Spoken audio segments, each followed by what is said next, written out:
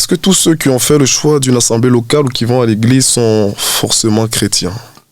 Comme je le disais, Jésus-Christ le savait et c'est pour ça qu'il nous a laissé cette parabole, je crois, dans Matthieu chapitre 25, du verset 1 à 13, lorsqu'il nous parle de la parabole des 10 vierges. La parabole des 10 vierges est une parabole qui m'éblouit à chaque fois que je tombe là-dessus, parce qu'on nous fait comprendre que les 10 avaient la même caractéristique, c'est qu'elles étaient tous vierges. Et elles étaient tous au même endroit. Et c'est la même chose qui se passe dans les églises, c'est qu'on a tous la même caractéristique, c'est qu'on se dit tous chrétiens et on va tous au même endroit, on chante tous les mêmes adorations, on danse tous sur les mêmes louanges, on paye la dîme, on fait des offrandes, on fait toutes ces choses-là. Les 10 étaient au même endroit, mais personne ne savait qui était folle et personne ne savait qui était sage. C'est à la dernière minute qu'on a su qui étaient les vierges folles et qui étaient les vierges sages. J'ai envie de dire ceci aux chrétiens. Ce n'est pas parce que nous allons tous dans les mêmes églises, nous fréquentons les mêmes lieux que ça veut dire que nous allons tous aller au paradis.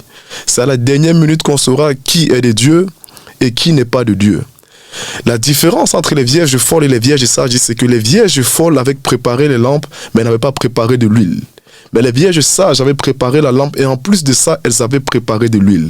En fait, les vierges folles avaient l'apparence de la vie chrétienne. Elles avaient l'apparence de la piété, mais elles avaient régné ce qui en fait la force. Alors que les vierges sages, n'avaient pas seulement l'apparence, ils avaient les éléments de la vie chrétienne. J'ai envie de dire ceci à un jeune chrétien. Le fait d'avoir l'apparence du chrétien ne te garantit pas le ciel. Tu dois avoir ce qui en fait la force. Tu dois avoir Jésus-Christ. C'est à la dernière minute qu'on a su. Et parfois, lorsqu'on nous parle de l'huile ici que les vierges avaient, on a tendance à croire que cette huile-là, c'était l'onction.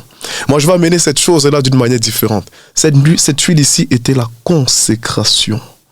Les vierges folles n'étaient pas consacrées à Dieu.